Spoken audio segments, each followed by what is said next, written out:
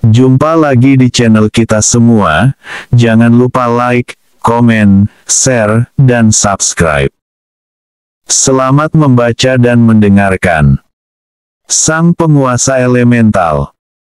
Bab 66-70. Bab 66. Din tertegun sejenak, saat mendengar Fania marah-marah. Beberapa saat kemudian, ia tersadar kembali, lalu buru-buru berkata dengan angkuh, "Tidak mungkin Van, itu sungguh tidak mungkin. Kamu sendiri tahu bagaimana kondisi ekonomi Axel, si pria miskin itu. Bukankah karena hal itu juga, kau meninggalkannya dan berpaling padaku, jadi mana mungkin kau begitu mudah percaya pada perkataan Olivia si penipu itu?" Fania hanya terdiam, ia menatap tajam ke mata Din. Dengan suara lantang, Din kembali melanjutkan perkataannya, "Jika Olivia menyukai Axel, apalagi mereka benar berpacaran, tentu saja Olivia akan mengarang cerita untuk memperbaiki reputasi si miskin itu, agar dirinya tidak ditertawakan oleh teman-teman yang lain. Coba pakai logikamu sedikit, jangan hanya terpengaruh dan dikuasai emosi saja.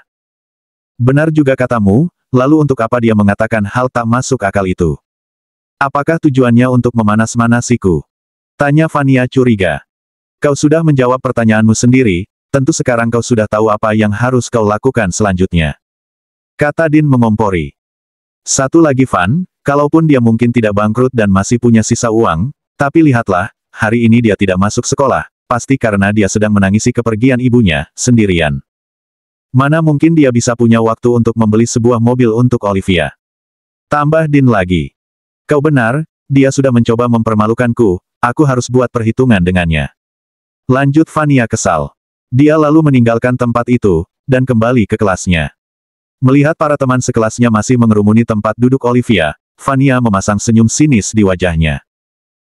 Dia kemudian berdiri di depan kelas, lalu berkata dengan lantang, baiklah, perhatian semuanya, aku rasa sudah cukup sensasi untuk hari ini, sudah cukup lama aku bersabar melihat kalian semua yang begitu lugu dan polos, sudah dibohongi oleh Olivia sejak pagi." Semua orang bisa mendengar perkataan Fania yang cukup keras itu. "Apa maksudmu Van?" Bukannya Olivia, tapi justru Reni yang pertama menegur Fania. "Hahaha, lihatlah betapa naifnya kalian. Apakah kalian tidak berpikir sebelum mempercayai perkataan tak masuk akal Olivia? Di kelas ini, siapa yang tidak tahu seperti apa Axel itu? Dia itu putra keluarga Skies yang sudah bangkrut 6 bulan lalu. Jika dia punya uang, tentu dia akan mengemis meminta aku kembali padanya, karena dia tentu belum bisa move on dariku. Bukannya malah pasrah dan tidak melakukan apapun untuk memperjuangkanku. Lagi pula, dari mana dia bisa punya uang untuk memberikan pacar penipunya ini mobil mewah? Bahkan untuk memenuhi kebutuhan keluarganya saja, dia harus pindah ke rumah kecil, di pemukiman kumuh yang berada di bukit pinggir kota, di sebelah danau savana itu. Kita semua tahu bagaimana kondisi rumah-rumah di situ, aku bahkan malas untuk datang ke rumahnya. Apalagi sekarang ibunya baru saja berpulang," kata Fania berusaha mempengaruhi semua orang. Tampak semua orang mulai sedikit terpengaruh dengan perkataan Fania, beberapa orang bahkan sudah percaya dan mulai memandang Olivia dengan tatapan keraguan. "Fania, kau melakukan analisis yang luar biasa hebat, hanya saja ada 3 hal yang luput dari perhatianmu, dan sepertinya aku perlu memberimu pencerahan tentang 3 hal itu." Semua orang memperhatikan dengan seksama secara bergantian antara kedua gadis itu. Olivia melangkah maju ke tempat Fania berdiri, lalu dengan senyum santai ia melanjutkan, "Pertama, kamu itu terlalu memandang tinggi dirimu, coba kau katakan, apa kualifikasi yang kamu punya untuk bersaing denganku, merebut perhatian Axel?" Olivia benar-benar tidak menahan dirinya lagi, dia langsung menyerang titik sakit Fania sejak awal. Semua orang yang masih berada di pihak Olivia, mulai menutup mulut menahan tawa. Pasalnya perkataan Olivia itu, seperti benar-benar sengaja merendahkan Fania. Bab 67. Dari segi penampilan dan cara berpakaian, Olivia jelas hampir 10 kali lipat lebih cantik dari Fania, pakaian yang dipakainya pun adalah pakaian yang bermerek, berbanding terbalik dengan pakaian Fania yang biasa-biasa saja, karena memang Fania berasal dari keluarga yang tidak terlalu berada. Latar belakang Fania Ember. Ibu Fania, Inara Ember adalah orang tua tunggal, karena ia sama sekali tidak pernah menikah. Pergaulan bebas yang ia lakukan, membuatnya mengandung Fania saat itu, namun ia sendiri tidak tahu siapa ayah Fania, ia bahkan lupa berapa banyak pria yang sudah bercinta dengannya dan menanam benih di rahimnya. Inara juga adalah seorang pemabuk, dan penjudi kelas berat. Namun meskipun begitu, ia masih tetap sayang dan cukup perhatian pada putrinya. Sejak Fania kecil, dia dan ibunya selalu berpindah-pindah tempat tinggal, mulai dari kota Alora, Ceska, Metropolis, Valley, dan akhirnya 2 tahun lalu, mereka pindah ke kota Savannah, lalu Fania bersekolah di Savannah International School. Mereka pindah dari satu kota ke kota lain, karena ibu Fania sangat sering terkena masalah, dan terkadang masalah itu bisa berimbas pada keselamatan dirinya dan juga putrinya.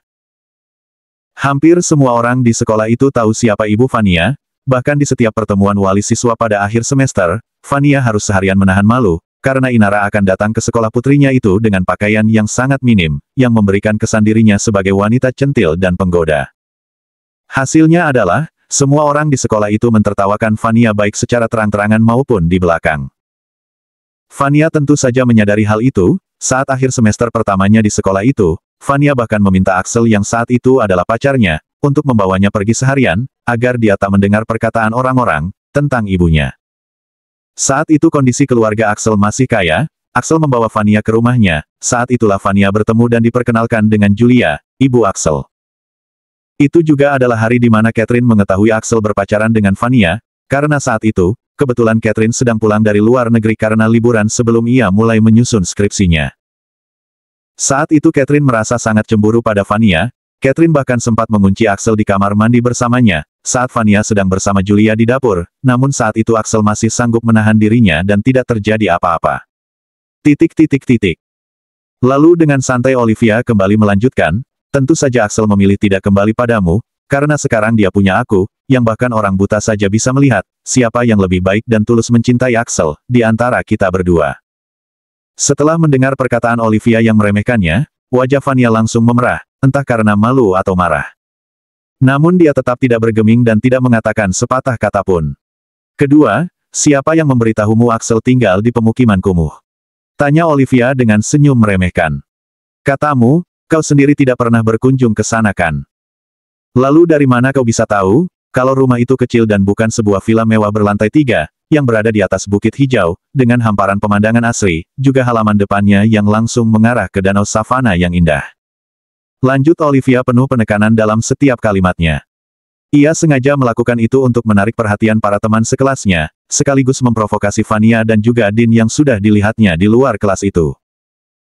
Rencananya berjalan mulus, karena seperti harapannya, semua teman sekelasnya terbelalak kagum, dan muka Fania serta Dean langsung merah padam, karena mulai terprovokasi dengan perkataan-perkataan Olivia, yang seolah sengaja menusuk titik-titik sakit di hati mereka berdua. Bab 68. Melihat Fania tidak merespon, Olivia kembali melanjutkan provokasinya, lalu yang terakhir, siapa orang gila yang tega membohongi gadis bodoh sepertimu, mengatakan kalau Bibi Julia, ibu mertua tersayangku yang sudah sembuh dan sehat bugar itu meninggal dunia. Kembali Olivia memberi tekanan pada kata, orang gila, gadis bodoh, ibu mertua, dan sehat bugar, seolah dia ingin mengatakan betapa bodoh dan tidak masuk akalnya analisis Fania yang pasti adalah gagasan Dean itu. Sudah cukup, kau sudah keterlaluan. Teriak Fania marah. Tangan kanannya sudah berayun, hendak menamparkan wajah Olivia. Olivia yang tidak siap dengan itu, hanya memejamkan matanya, karena tak sempat menghindar. Namun, tepat saat tangan Fania sudah berada sekitar 10 cm dari pipi Olivia, tiba-tiba SSC di tangan kirinya memancarkan cahaya kuning, yang membuat waktu di sekelilingnya seakan melambat. SSC mendeteksi kekuatan baru. Kekuatan manipulasi waktu. Pemilik, Olivia Hansen, 18 tahun, wanita. Level energi, tingkat 3 puncak. Kecepatan, level 5. Tingkat kemurnian, 30%. Informasi selesai. Selamat Nona Olivia Hansen, kini Anda bisa menggunakan kekuatan manipulasi waktu tahap awal, kekuatan Anda dapat mencakup jarak 10 meter dan dapat bertahan dalam waktu 1 menit. Silahkan tingkatkan level energi Anda, untuk mempergunakan kekuatan manipulasi waktu dengan lebih optimal. Saat itu Olivia tertegun sejenak, ia merasa sedikit heran, namun juga antusias. Ini, apakah aku akan punya kekuatan super seperti Axel?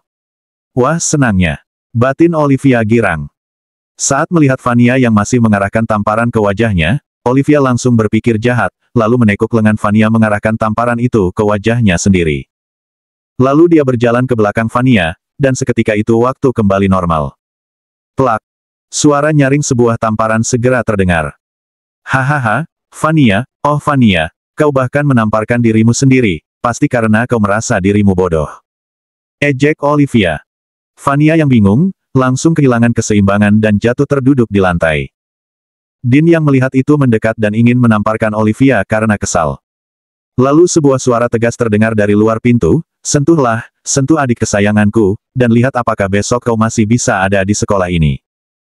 Tangan Din berhenti di udara, sementara semua orang bergidik ngeri mendengar suara familiar itu.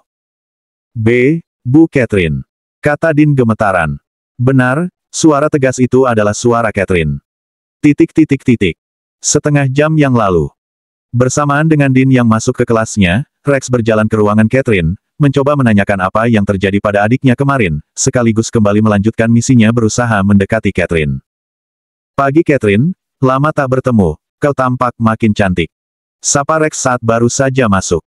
Rex, ini adalah negara Nartaraya. Kau bukan sedang berada di luar negeri, tidakkah kau berpikir, mengetuk pintu adalah hal yang harus kau lakukan, saat mengunjungi tempat orang lain? Kata Catherine ketus. Kau terlalu serius Catherine, kita ini teman lama, tidak perlu terlalu formalkan. Jawab Rex santai. Aku memang selalu serius, dan Rex, sejak kapan kita berteman? Tanya Catherine masih dengan nada ketus. Mendengar perkataan Catherine, Rex tidak marah. Dia justru tersenyum, lalu mundur beberapa langkah, dan mulai mengetuk pintu. Tok tok tok.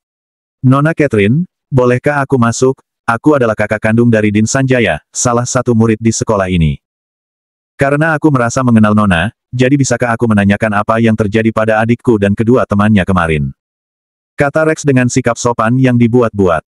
Kau bisa tanya pada wali kelas adikmu soal itu, namanya Pak Ronald Javier, sebentar lagi dia pasti datang. Jawab Catherine makin ketus. Bab 69. Saat itu Rex mulai tidak sabar, ia langsung masuk dan mulai menggenggam erat pergelangan tangan Catherine, sambil berkata dengan nada sedikit meninggi karena kesal, kenapa kau begitu sombong dan jual mahal padaku? Tidak bisakah kau menghargaiku sedikit saja? Aku sudah berjuang mendekatimu sejak SMA, kau tidak mungkin tidak menyadarinya kan? Lepaskan aku. Kata Catherine meronta. Namun, tentu tenaganya tidak akan cukup kuat, untuk mengalahkan kekuatan cengkeraman tangan Rex. Aku tidak peduli kau menyukaiku atau apa, tapi aku sama sekali tidak suka dan tidak ingin berhubungan denganmu. Satu lagi aku tidak pernah memintamu untuk suka padaku ataupun mengejarku. Jika kau berpikir jernih, harusnya sejak SMA kau sudah berhenti mengejarku, karena aku sama sekali tidak pernah merasa pernah memberimu respon. Sekarang aku tegaskan sekali lagi, pergi ke jauh-jauh dan jangan ganggu aku. Kata Catherine kesal. Rex makin geram, darahnya seakan mendidih mendengar setiap perkataan Catherine padanya. Ia merasa Catherine sedang meremehkan, menghina dan mempermalukannya. Saat itu Catherine merasakan ada celah pada genggaman Rex, ia segera melepaskan diri dan berlari keluar saat punya kesempatan. Namun, saat itu dengan cepat Rex sudah memegang bahu Catherine, menahannya agar tidak pergi. Catherine yang merasa tidak nyaman, lalu berteriak kencang dan penuh emosi, lepaskan. Rex merasakan tangannya yang berada di bahu Catherine, saat itu terpental oleh sesuatu. Tiba-tiba SSC di tangan kiri Catherine aktif dan memancarkan cahaya kuning, yang memunculkan lingkaran kuning dengan diameter 10 meter, yang membuat tubuh Rex seketika terasa berat, kakinya seakan menempel ke tanah. SSC mendeteksi kekuatan baru. Kekuatan manipulasi massa. Pemilik, Catherine Wilson, 23 tahun, wanita. Level energi, tingkat 3 puncak. Kecepatan, level 5. Tingkat kemurnian, 30%. Informasi selesai. Selamat Nona Catherine Wilson, kini Anda bisa menggunakan kekuatan manipulasi massa tahap awal, kekuatan Anda dapat mencakup diameter 10 meter, Anda juga dapat merubah massa suatu benda menjadi berat atau ringan sesuka Anda dengan menyentuhnya, hal itu dapat bertahan dalam waktu 1 menit. Silahkan tingkatkan level energi Anda, untuk mempergunakan kekuatan manipulasi massa dengan lebih optimal. Catherine langsung memahami yang terjadi saat itu, dia dengan cepat berpikir. Kekuatan ini pasti muncul karena persetubuhanku dengan Axel, aku harus segera memberitahu Olivia, mungkin dia juga bisa mendapatkan kekuatan super sepertiku. Tanpa memperdulikan Rex yang tidak bisa bergerak, dia langsung berlari menuju kelas 11A, untuk mencari Olivia. Di rumah Axel. Sarapan sudah siap, Julia benar-benar merasa bahagia karena 2 dari 4 menantunya kini tinggal bersamanya, dan membantu semua aktivitasnya di rumah. Untuk pertama kalinya dia merasa, acara masak hari ini sangat menyenangkan. Sekarang mereka berempat sudah duduk di meja makan dan mulai menyantap hidangan di atas meja itu bersama-sama. Sel, ibu rasa kamu harus segera mengungkapkan hubunganmu dengan Catherine, pada paman dan bibimu. Ibu takut, jika mereka terlebih dahulu tahu dari orang lain, mereka akan menganggap kita tidak menghargai mereka. Begitu juga dengan paman William dan bibi Sabrina, tentang kamu dan Olive. Perintah Julia pada putranya.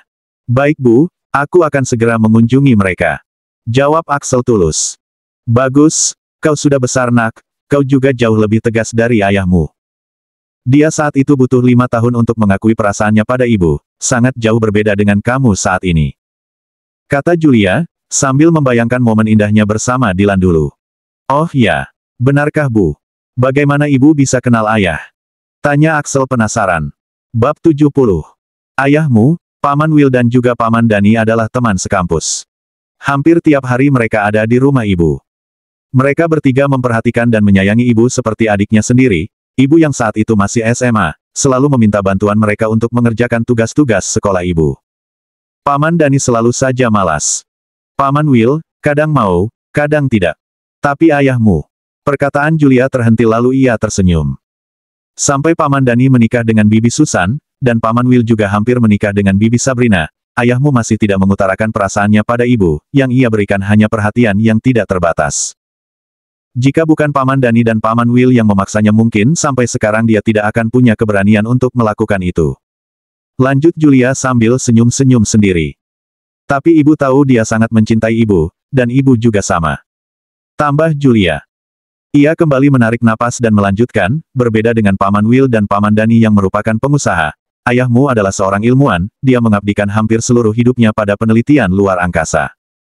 Dia percaya kalau di luar angkasa sana, juga ada banyak makhluk hidup yang sama seperti kita.